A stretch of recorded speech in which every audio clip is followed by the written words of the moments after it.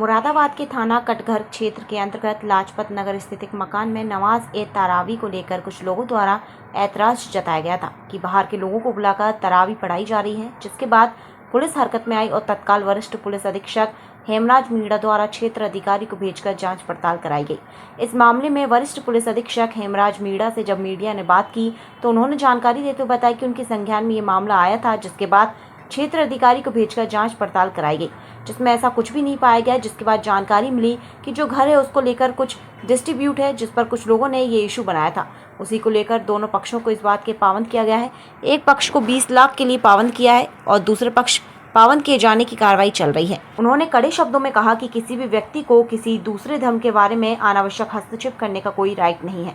यदि कोई व्यक्ति अपने घर के अंदर पूजा पाठ करता है या नमाज तरावी या नमाज पढ़ता है तो किसी दूसरे पक्ष को कोई आपत्ति नहीं होना चाहिए। अगर इस तरह की कोई भी व्यक्ति हरकत करेगा तो उसके खिलाफ पुलिस द्वारा कड़ी से कड़ी कार्रवाई की जाएगी और जनपद में जो कानून व्यवस्था है, कोई भी व्यक्ति उसको प्रभावित करने की कोशिश करेगा तो उसके खिलाफ पुलिस विधिक कार्रवाई करेगी। जैसे ही सबको बता दें कि नवरात्रि का पर्व चल रहा है और रमजान शरीफ का महीना भी चल रहा है। उन्होंने कहा सभी लोग अपने अपने त्योहार को शांतिपूर्वक तरीके से मनाएं, कोई भी माहौल बिगाड़ने की हरकत न करें।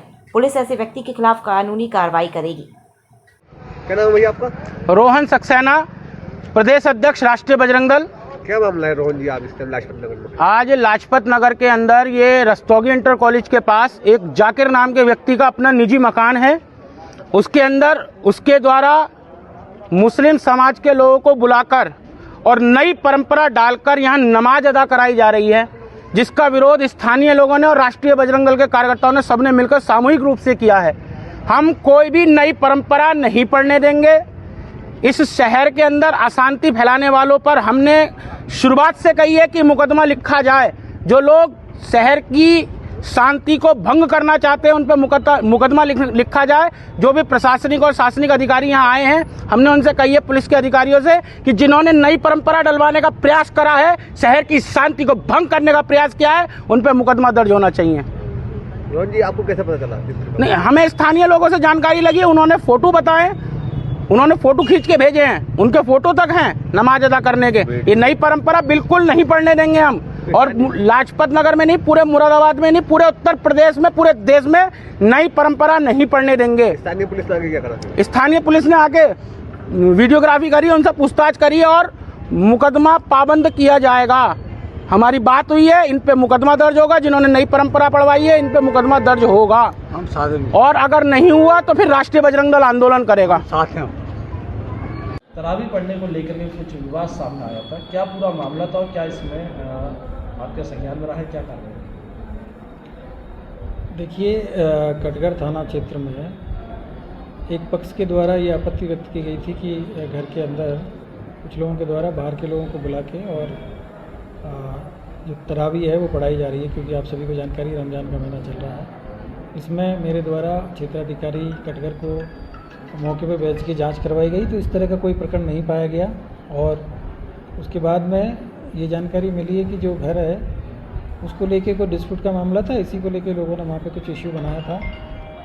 तो दोनों पक्षों को इसी बात के लिए इसमें पाबंदी की कार्रवाई की गई है। एक पक्ष में जो एक व्यक्ति है उनको 20 लाख से पाबंद किया गया है और बाकी की पाबंदी की कार्रवाई चल रही है। और दूसरे पक्ष के लोग हैं उनको भी इसमें पाबंद किया गया है। और मैं आपके माध्यम से ये भी बताना चाहूँगा कि किसी भी व्यक्ति को किसी भी धर्म के मामले में अनावश्यक रूप से हस्तक्षेप करने का कोई राइट नहीं है।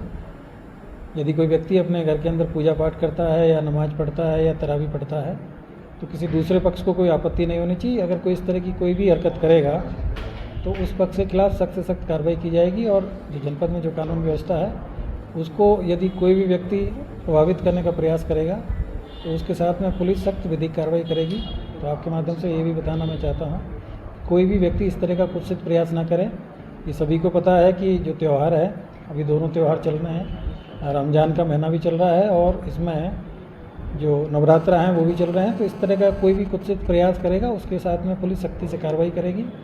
और दोनों ही पक्षों से आपके माध्यम से मेरा अनुरोध है कि अपने जो त्यौहार है उसको शांतिपूर्वक तरीके से मनाएं और कोई भी इस तरह का कुत्सित प्रयास ना करें, अन्यथा पुलिस उनके साथ में पूरी सख्ती के साथ करेगी।